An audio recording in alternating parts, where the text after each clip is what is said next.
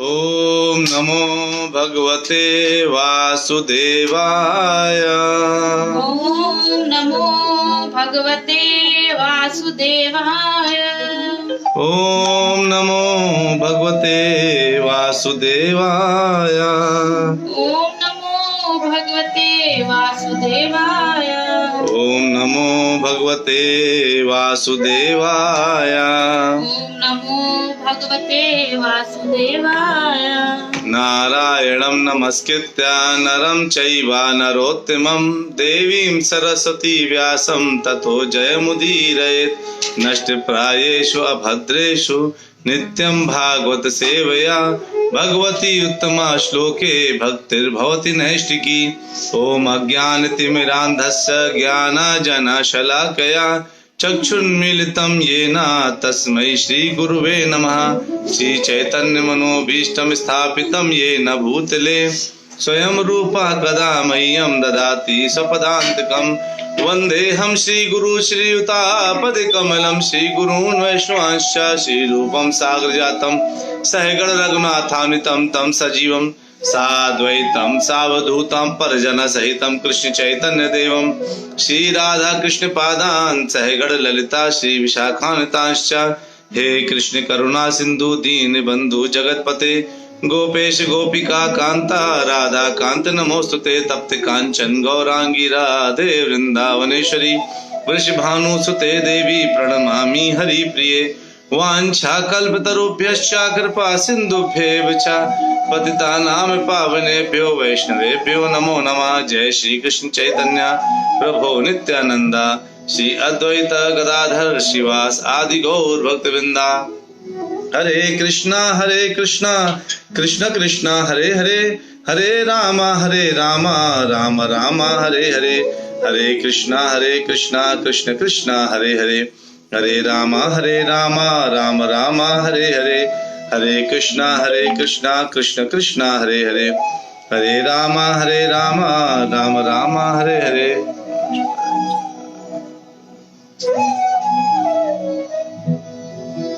आप सभी भक्तों का नित्य भागवत कथा में बहुत बहुत स्वागत है। हम अभी देख रहे हैं किस तरह से ब्रह्मा जी बता रहे हैं नारद जी के प्रश्नों के उत्तर को बोल रहे हैं और कह रहे हैं कि किस तरह से भगवान ही सभी कारणों के कारण है। भगवान जो सभी कारणों के कारण है इसका उन्होंने बहुत उदाहरण अच्छे अच्छे दिए।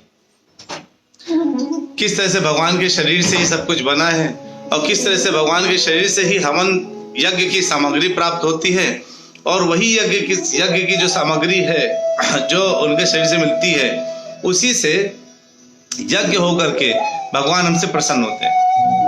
तो हमने भी ये देख रहे थे। अभी आज ब्रह्मा जी बहुत बढ़िया बात बता रहे हैं। आज का जो टॉपिक एक्चुअली में है वो भागवतम में इस श्लोक के जरिए हम ये सीखेंगे कि जीवन में प्रगति कैसे करें। इसलिए हमने इसका टॉपिक यही रखा है, जीवन में प्रगति कैसे करें। तो आज हमारा क्या है, स्कंद 2 अध्याय 6 और श्लोक नंबर 34 भागवतम का होगा। इसमें ब्रह्मा जी बोलते हैं, न भारती में मृषोपलक्ष्यते न वै क्वचिन्मे मनसो मृषा गतिः न मे हृषिकाणि पतन्ते सत्पथे यन्मे हृदयोत्कण्ठवता धृतो हरिः।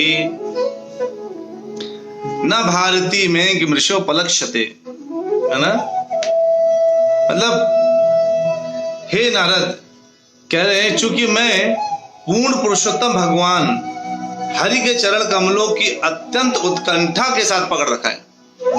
जो भगवान के चरणों को अत्यंत उत्कंठा के साथ पकड़ता है, यानी बिल्कुल श्रद्धा के साथ, बस मेरा कोई नहीं बिन तेरे नंदलाल सवरिया मेरे, इस विचार से अगर कोई भगवान के चरण को पकड़ के बैठ जाता है, अब जो वही है ना, जहां ले चलोगे वहीं मैं चलूंगा।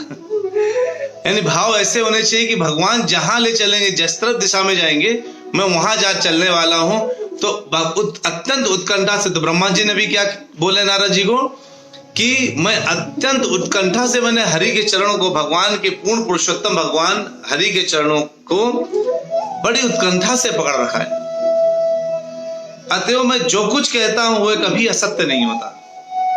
अब सोचिए, एक गर्म कमरे में अगर आप चले जाएं तो आपको गर्मी लगेगी कि ठंडी लगेगी? गर्मी लगेगी, है ना।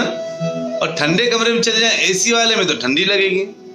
अगर आप गर्म का संग करते हैं तो गर्म मिलता है, और ठंडे का संग मिलते हैं तो ठंडा मिलता है। सत्य का संग करेंगे तो सत्य मिलेगा, असत्य का संग करेंगे तो असत्य मिलेगा। तो अगर भगवान क्या है, भगवान कृष्ण पूर्ण पुरुषोत्तम भगवान, वो पूर्ण सत्य है।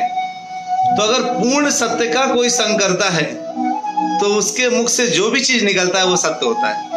तो ब्रह्मा जी डंके की चोट पे बोल रहे हैं स्कंद 2 अध्याय 6 के 34वें श्लोक में कि चूंकि मैंने क्या किया है, पूर्ण पुरुषोत्तम भगवान के चरण कमलों को बड़ी उत्कंठा से पकड़ रखा है, पूरी श्रद्धा से पकड़ रखा है, इसलिए मैं कभी असत्य नहीं कहता। यानी मैं चाहे भी लूं तो भी मेरे मुंह से असत्य नहीं निकलेगा। ना तो मेरे मन की प्रगति कभी अवरुद्ध होती है, और ना ही मेरी इंद्रियां कभी भी पदार्थ की क्षणिक आसक्ति से पतित होती हैं। तो हमारी इंद्रियों की एक खास बात होती है। क्या खास बात होती है? कि हम जो पदार्थ, यानी ये मुझे अच्छा लग गया इसमें आसक्त हो गए, वो मुझे अच्छा लग गया हम उसमें आसक्त हो गए। आप विचारिए कल के दिन आप किन किन चीजों के प्रति आसक्त हुए थे, ऐसा विचारिए मन में। आप सोचिए, आपको पता चलेगा किन किन चीजों में आप आसक्त हो गए थे। क्या मैं कल किसी चीज को देख करके आसक्त हुआ था? ये मुझे चाहिए, काश मुझे ऐसा मिल जाए, अरे वो मुझे तो बहुत अच्छा लगा था। तो ऐसा कोई दिन होता है कि हम बिना आसक्त हुए रह पाते दिन भर में? हर दिन हम अपने से ज्यादा किसी को देखते हैं तो हम उसके प्रति आसक्त हो जाते हैं, हमारी श्रद्धा उसके लिए चली जाती है। ये एक खास बात है कलयुग में, और हर युग की ये खास बात, आसक्ति। तो जो आसक्ति है वो कैसे आती है? हमारे हृदय में आसक्ति आई, और वो आसक्ति कैसी है? जो हमें उस तरफ खींच के ले आती है, फिर हम उसका चिंतन करने लगते हैं, है ना। और हम उसका जब चिंतन करेंगे तो उसको पाने की इच्छा होने लगेगी, और फिर हम उसी में लिप्त होने की कोशिश करेंगे, और नहीं मिलेगा तो क्रोध आएगा, क्रोध आएगा तो बुद्धि का नाश हो जाएगा, बुद्धि का नाश हो जाएगा तो आपको लोग पागल पागल बोलेंगे, है कि नहीं। तो ब्रह्मा जी कहते हैं मेरी इंद्रियां इस पदार्थ की क्षणिक आसक्ति, ये जो आसक्ति कैसी है? क्षणिक है।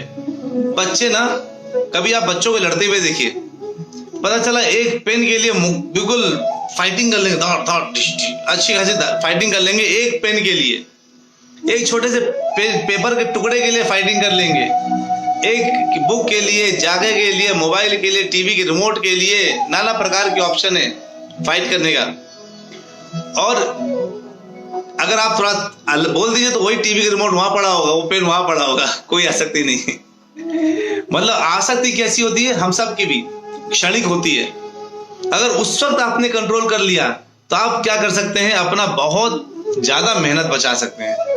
जिंदगी में हम लोग क्यों लगातार मेहनत करते हैं? क्योंकि हमें आगे बढ़ना है। आगे बढ़ने का रास्ता क्या है? अगर मैं आपको बताता हूं, आपके पास मैंने एक कार दिया, और बहुत अच्छी कार दिया, जो आप अपने मन पसंद, जो भी आप दुनिया में जिस कार में बैठना चाहते हैं उस कार को मन में सोच लीजिए। वो कार आपके हाथ में आ गई, कार की चाबी मैंने आपको दे दी, और बिल्कुल सब कुछ दे दिया, और तभी गवर्नमेंट का एक रूल आ गया कि पेट्रोल और डीजल मार्केट में अब नहीं आएगा। तो उस कार को क्या करेंगे आप? कार फिर बेकार हो जाएगी, फिर खड़ा करना अपराध हो जाएगा, लगेगा पूरी जगह छेक के खड़ी। वही कार जो आपको मन की बड़ी खुशी दे रही थी, वही कार आपको लगे घर में जगह बर्बाद कर रही मेरी, है ना। आसक्ति को थोड़ी देर के लिए रोक लेने से क्या होगा? हमारा जो रास्ता है ना वो बहुत आसान हो जाएगा। प्रगति क्या है? हम लोग प्रगति किसको मानते हैं? जीवन में प्रगति हम देखते हैं, अगर किसी के पास बहुत अच्छी किसी ने घड़ी पहन रखी है, ज्वेलरी पहन रखी है, बहुत अच्छा कोई घर में रहता है, बहुत बड़ी गाड़ी से चल रहा है, उसका तो पूरा बहुत यहाँ नौकरी कर रहा है, बिजनेस चल रहा है, तो हम इसको प्रगति मानते हैं। लेकिन क्या ये असली में प्रगति है? मुझे नहीं लगता कि असली में प्रगति है। ये असली में प्रगति नहीं है, क्योंकि ये सारी प्रगति क्षणिक है। आपने आज जो कार खरीदी है वो 5 साल बाद खराब हो जाएगी। जो आज आपने घर खरीदा 5 साल बाद छोटा हो जाएगा। आप सब सोचिए किसने किसने अपना शिफ्ट घर किया है, घर को किसने किसने शिफ्ट किया है, क्योंकि वो छोटा हो गया था। सब सोचिए घर छोटा क्यों हो गया? क्योंकि जब हमने खरीदा तब हमारे लिए बड़ा था और अब वो छोटा हो गया। तो इसे कहते हैं क्षणिक आसक्ति की वजह से हम दिन रात मेहनत करते हैं, और जब हम उसको प्राप्त कर लेते हैं ना, तो हम उसमें रुकना नहीं चाहते, क्योंकि वो हमारे लिए बेकार हो जाती है, वो कार बेकार हो जाती है। फिर हम नई दिशा में बढ़ना शुरू करते हैं। जैसे अजय प्रभु बोल रहे थे कि प्रभु जी, जब मेरे पास अभी मैं घर बिल्कुल खरीदने का पूरा प्लान बना लिया, लेकिन जैसे ही मैंने जो है ये इस कथाओं में बैठने लगा, मुझे लगा मेरे पास तो बहुत बढ़िया घर है, क्यों मुझे फालतू घर खरीदना है, और इससे मैंने बहुत पैसे बचा लिए। प्रभु जी का तो अभी मैंने देखा पैसे बचाए, उसका यूज उन्होंने कार खरीदने बढ़िया कर लिया, क्योंकि कार जो है आजकल बड़ी आवश्यक हो गया, परिवार बड़ा है तो हम कहना, तो अगर हम थोड़ी देर के लिए अपनी आसक्ति को कंट्रोल कर लें तो अपने मन से हमारा क्या होगा, हम बहुत मेहनत से बच जाएंगे, और ये सच बात है। तो जीवन की प्रगति हमारी इसमें नहीं है कि हमने कितना खरीदारी कर ली, कितना सामान भर लिया, कितना लोग जोड़ लिए। यह प्रगति होती तो फिर एक से एक लोग हैं, हजारों करोड़ रुपए लोगों के पास पड़ा हुआ है। लेकिन मृत्यु को कोई रोक सकता है क्या? मृत्यु को नहीं रोका जा सकता। जिस चीज को रोका नहीं जा सकता, अगर आप उसको रोक लें तो वो प्रगति है। और पिछली बार हमने क्या पढ़ा था कि अगर आप भगवान के चरण को पकड़ लेते हैं तो अमरता की तरफ जा सकते हैं, क्योंकि एक ऐसी जगह जा सकते हैं जहां पर आपको मृत्यु आनी ही नहीं है, जहां वर्तमान ही वर्तमान है, ना पास्ट है ना फ्यूचर है। ये शास्त्र बोलते हैं, मैं नहीं बोल रहा झूठ मूठ शास्त्र बोलते हैं कि गोलोक धाम में ना पास्ट है ना फ्यूचर है, ओनली प्रेजेंट है, क्योंकि सुख केवल प्रेजेंट में, और कलयुग में केवल एक ही चीज नहीं है, उसे कहते हैं प्रेजेंट। आप सोचिए, अभी मैंने बोला और वो पास्ट हो गया, अब मैं जो बोलूंगा वो फ्यूचर है। प्रेजेंट कलयुग में है ही नहीं, यानी वर्तमान कलयुग में नहीं है, केवल या तो भूत है या तो भविष्य है, और सुख केवल वर्तमान में है, इसलिए कलयुग में सुख ही नहीं है ना। सुख केवल वर्तमान में है और कलयुग में वर्तमान नहीं है। Present continuous, present tense, present continuous tense, है ना, सुना होगा इंग्लिश में। तो जिस जगह जो है सुख ही नहीं है, वो वर्तमान ही नहीं है, तो सुख कहां से होगा? और जहां केवल वर्तमान है गोलोक, वो है भगवान के चरण कमल पकड़ करके ब्रह्मा जी ने जिस तरह से पकड़ रखा है, हमें पकड़ के रखना है। और कहते हैं ब्रह्मा जी कौन है? ब्रह्मा जी एक पहले व्यक्ति हैं इस सृष्टि के, तो सब कुछ उनकी आंखों के सामने से गुजरा है, सब कुछ। अगर मैं आपसे बोलूं, आप इस जगह आए, किसी मंदिर में आए, जैसे अभी हमने जो इस्कॉन इलेक्ट्रॉनिक सिटी में, बेंगलोर में, अनंत नगर इलेक्ट्रॉनिक सिटी में हम लोग एक नया ब्रांच की तरफ आगे बढ़ रहे हैं।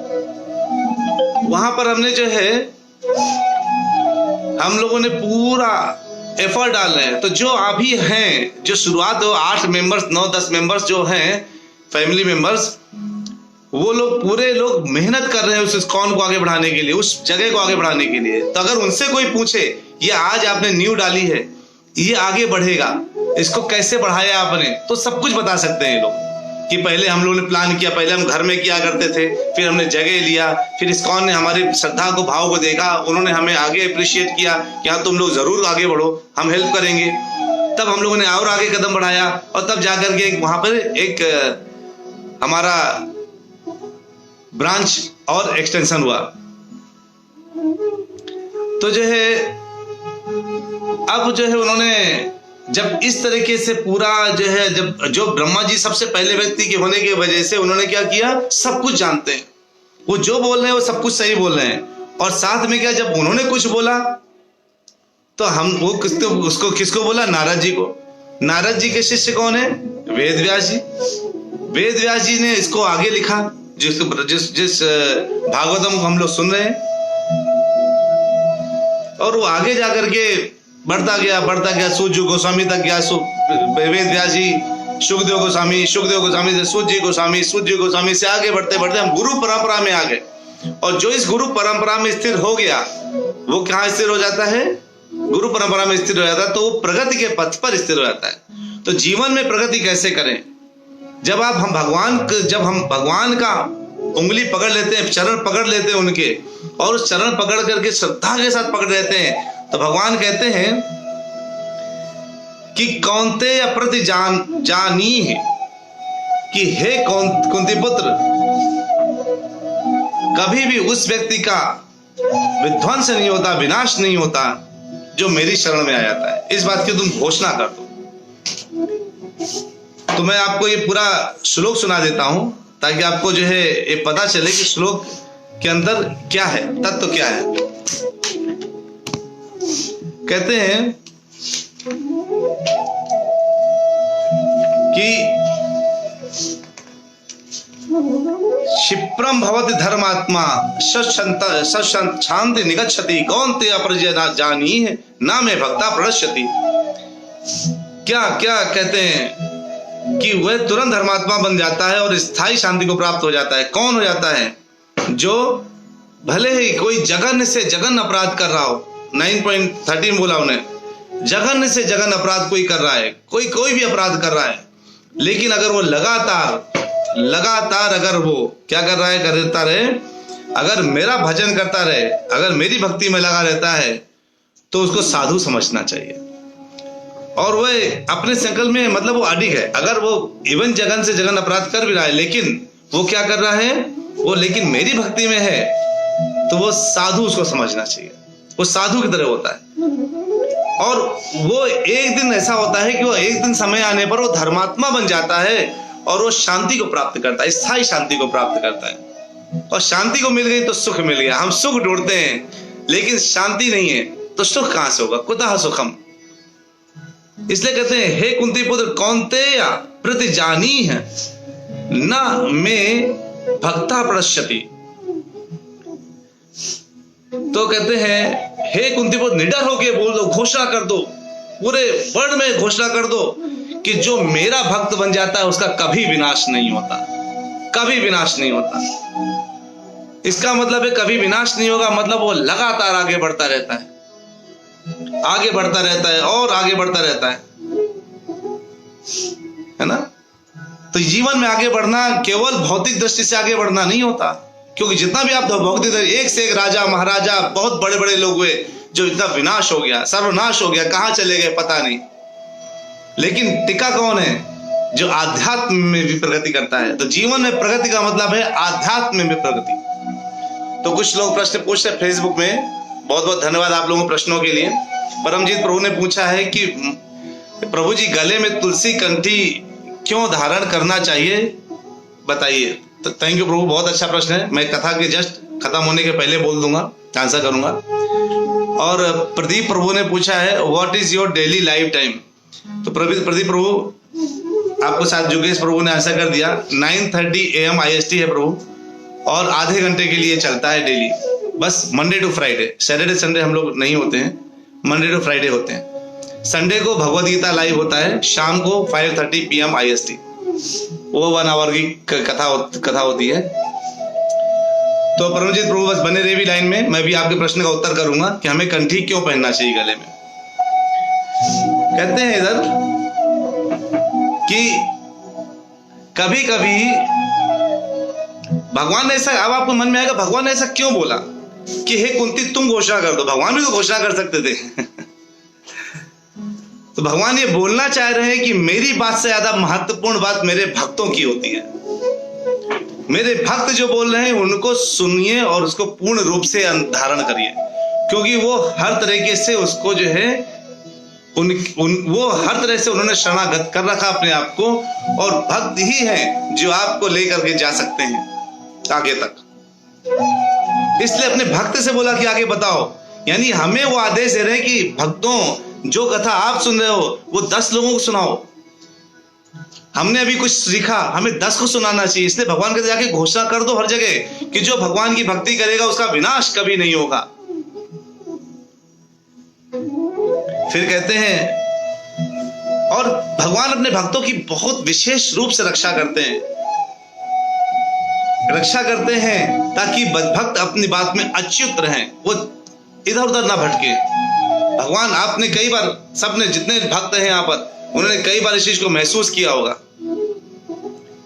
कि किस तरीके से भगवान हमारी छोटी छोटी बातों की कभी कभी हमने देखा है, महसूस किया कि रक्षा करते हैं। कुछ मुंह से ऐसे ही निकल गया और बाद में वो सच हो जाता है। मैंने ऐसे ही सोचा था मन में, एक बार ऐसे भक्तों के साथ बैठा था, मैंने बोल दिया हमें अनंत नगर इलेक्ट्रॉनिक सिटी में एक ब्रांच खोलनी चाहिए, इस्कॉन का एक ब्रांच आगे बढ़ाना चाहिए। उस समय हमारे दिमाग में भी नहीं था कि हम कभी शुरू भी करेंगे, सोचेंगे, खोलेंगे, और भगवान ने बात सच करा दी और आज एक ब्रांच खोल गई वहां पर। मैं उन सारे भक्तों का जो सपोर्ट कर रहे हैं, इसके लिए मैं उनको बहुत बहुत धन्यवाद देता हूँ। बहुत मेहनत कर रहे हैं आप लोग हमारे साथ।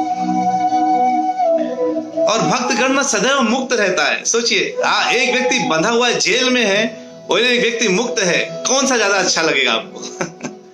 जो जेल में है कि जो मुक्त है? ऑब्वियसली जो मुक्त है वो सही है ना।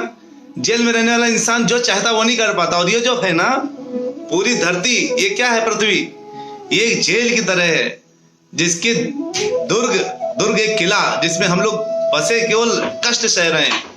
किले में कोई खुश नहीं है। कोई खुश होने को बता सकता है कि अरे मैं तो नौकरी करता हूँ, दिन भर बहुत बढ़िया ढंग से आराम से जो है पैसा आता है, खूब मस्ती करता हूँ, क्या दुख है मेरे पास?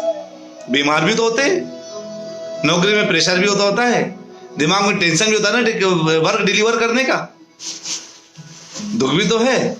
लेकिन हमने दुख सहने के इतने आदी हो गए। कुछ लोग कहते हैं दर्द हो रहा है, लेकिन अब दर्द सहने की आदत हो गई है, आदी हो गई कि हमें पता नहीं चला कि हम दुख में हैं। तो हमें जब सुख पता चलता है, जो कृष्ण भक्ति में आता है, जब उसको परम आनंद मिलता है, तब जाकर के वो सोचता है कि अरे मेरा तो ये सुख तो इसे कहते हैं, मैं तो आज तक केवल दुख में रहा, असली सुख तो ये है। तो मैं आज तक सुख कहां ढूंढ रहा था, सुख तो यहां पड़ा हुआ है। सोचिए कितनी बड़ी गलतफहमी में थे हम सुख कहीं और ढूंढ रहे थे। हम सोचे थे एसी लगा लेंगे तो सुख मिलेगा, कूलर लगा लेंगे तो सुख मिलेगा, एक अच्छी नौकरी लग जाएगी तो सुख मिलेगा, अच्छा जगह कॉलेज से बीटेक कर लेंगे या इंजीनियरिंग कर लेंगे, कोई भी एग्जाम पास कर लेंगे तो सुख मिलेगा। लेकिन जब भी एक सुख प्राप्त करते थे, उसके साथ हजारों दुख मिल जाते थे। और वो सारे सुख दुख ये सब आते रहे जीवन में। लेकिन जब असली में देखा, अरे सुख तो कहीं और था, मैं भाग कहीं और रहा था। कानपुर इधर है, हम भाग मुंबई की तरफ रहे, तो कानपुर जिंदगी में कहां मिलने वाला है? हमारी दिशा किस तरफ है, वो तय करती है कि हमारा मंजिल क्या है। हमारी मंजिल सुख प्राप्त करना है या सुख का सामान बटोरने की कोशिश करना है। और जितना विज्ञान बोलता है कि इसमें सुख मिलेगा, उसमें सुख मिलेगा, आज तक बता दीजिए कौन सी ऐसी चीज है जिसने आपको शांति दे रखी हो? अगर आपने घर में एसी लगा दिया है तो बिजली का बिल भी आएगा।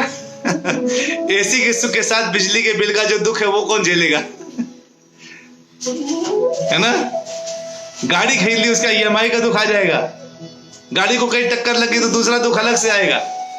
यानी जितने सुख की सामग्री हम बटोर रहे थे, वो दुख अगले दुख का एक कारण हो रहा था। हम प्रगति कहां से करेंगे? हम सुख दुख में उलझ के रह गए। तो जीवन में प्रगति कैसे करेंगे? तो प्रगति केवल एक दिशा नहीं है प्रभु जी, माता जी, प्रगति बहुत दिशा है। प्रगति की एक दिशा नहीं है, प्रगति की बहुत दिशाएं। और दिशाएं क्या है? कई लोग सोचते हैं प्रगति टॉप कर लेने में, बड़ा सा बंगला गाड़ी खरीद लेने प्रगति है। नहीं, बहुत बड़ी गलतफहमी है। प्रगति उसमें है कि किस आध्यात्म में जाके आप बैठ गए हैं और उस आध्यात्म में के उस गाड़ी में बैठ कर आप कितना आगे बढ़ गए, वो प्रगति है। कितना हरि नाम आपने एक दिन में ले लिया, वो प्रगति है। कलौ नास्ते गति रन था, हरे नाम हरे नामयो केवलम। केवल अगर इस कलयुग से बाहर निकल के बाहर जाना है प्रभु जी, माता जी, एक ही रास्ता है, हरि का नाम। वो जितना आपने अकाउंट में डाल दिया वो फ्लाइट में पेट्रोल काम करेगा बाद में। आज आप कथा सुन रहे हैं, आज आपका अकाउंट खुल गया, और उसके बाद आप जितनी कथा सुनेंगे, जितना हरि नाम लेंगे, वो अकाउंट में पैसों की तरह, जैसे बैंक अकाउंट में अमाउंट जमा होता है, यहाँ हरि नाम जमा होता है। और जब ये शरीर छूटता है ना, तो वो जितना अकाउंट में जमा होता है वही अकाउंट ले करके हमको जो है कहाँ लेके जाता है, कहाँ तक जाएंगे, गोलोक पहुंचेंगे। डीजल जहां तक जाएगा, जितना आपने जमा कर लिया होगा उतने का डीजल मिलेगा। और कोई लोग स्वर्गलोक उतर जाएंगे, वहीं तक डीजल पहुंचेगा। कोई ब्रह्मलोक तक जाएंगे, कोई वैकुंठ लोक जाएंगे और कोई गोलोक लोक जाएंगे। जितना आपने हरिनाम भर लिया उतना डीजल आपको लेके जाएगा उसका हरिनाम का। जमा कर लीजिए जीवन में जितना जमा कर सकते हैं, अगला जीवन नहीं लेना। इसे कहते हैं जीवन की असली प्रगति। और हम नाना प्रकार के विचारों में उलझे रहते हैं, मुझे ये करना चाहिए, मुझे वो करना चाहिए। जब आप किसी एक दिशा की जगह विचारों में भटकने लगते हैं तो आप कभी भी सही दिशा को प्राप्त नहीं कर सकते। कहते हैं 14.26 भगवद गीता श्लोक में बोला जाता है, भगवान बोलते हैं, माम च योभ्यचारेण भक्ति योगेन सेवता स गुणान समतीत्यत्ना तान ब्रह्म भूयाय कल्पते। जो समस्त परिस्थितियों में अवचलित भाव से पूर्ण भक्ति में रहता है, यानी कोई भी परिस्थिति आपके पास आ जाए, पूर्ण भाव से अगर आप जो है भगवान के भक्ति में प्रवृत्त रहते हैं तो कहते हैं वह तुरंत 3 गुणों को लांघ जाता है, सद्गुण, रजगुण, तमगुण को लांघ जाता है, क्रॉस कर जाता है और कहां तक पहुंच जाता है, ब्रह्म के स्तर तक पहुंच जाता है। और वहां के बाद सीधे एक ही चीज बचती है, वो क्या है, सतलोक, मतलब ऊपर गोलोक आगे बचता है। तो हमारे जीवन का लक्ष्य, इसे प्रगति बोलते हैं। इस तरह से आप जीवन में प्रगति कर सकते हैं। भगवान को हर कार्य में अपने सेंटर में रखिए। कहिए मैं कैसे रख सकता हूं, अरे नौकरी कर रहे हैं आप, उसमें से कुछ थोड़ा सा बहुत मंदिर डोनेट करिए, गायों के लिए डोनेट करिए, कुछ करिए, हल्का सा कर्म के फल का थोड़ा सा त्याग, लेकिन डोनेशन भी उसको दीजिए, दान भी उसको दीजिए, दान के लायक है। ऐसा ना आपका दान लेके दारू पी लिया हो तो आपको और कर्म बंधन में बांध दिया। कुछ कर्म के फल का थोड़ा सा त्याग आपको कहां ले जा सकता है, आपको आसक्ति से दूर कर सकता है और आपको बंधन से मुक्त कर सकता है, जो हमें पता नहीं है कि हम बंधन में हैं। इस तरह से कहते हैं भक्त, जो भक्त बोलता है उसका एक शब्द हजारों अभक्त जो बोलते हैं उनसे ज्यादा मजबूत होता है। प्रभुपाद जी लाइन में लास्ट में एक लाइन लिखते हैं, भक्ति का एक कण भी अश्रद्धा के कई टन से अधिक मूल्यवान है। भक्ति का एक कण, आज आपने अगर 1 मिनट भी कायदे से सुन लिया है, आप जो दिन भर आज सुनने वाले हैं उससे ज्यादा महत्वपूर्ण ये 1 मिनट होगा आपका। बहुत बहुत धन्यवाद। आप जो है आज की हमारी कथा को सुने, जितने लोग स्काइप में है, यूट्यूब में है, फेसबुक में है, उन सबको मेरा दंडवत है। आप लोग बहुत आगे, बहुत बड़े भक्त हैं, ऐसे ही भक्ति करते रहिए।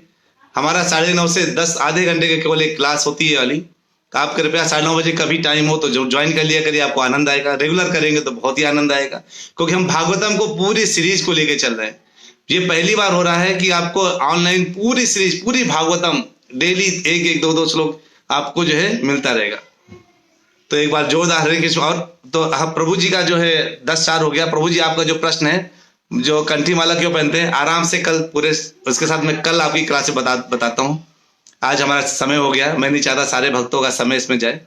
कल आपके परमजीत प्रभु मुझे क्षमा कीजिएगा, आज हमारा कंटेंट पूरा नहीं हो पाया। कल हम आपको सबसे पहले आपके इस प्रश्न का उत्तर देंगे, फिर अपनी कथा शुरू करेंगे। बहुत बहुत धन्यवाद आप सभी लोगों को। जोरदार हरे कृष्ण महामंत्र के साथ अल्प विराम लेते हैं। हरे कृष्णा कृष्ण कृष्णा हरे हरे, हरे रामा राम राम हरे हरे। मिलते हैं फिर से कल ब्रेक के बाद 9:30 बजे 9:30 शार्प। Thank you.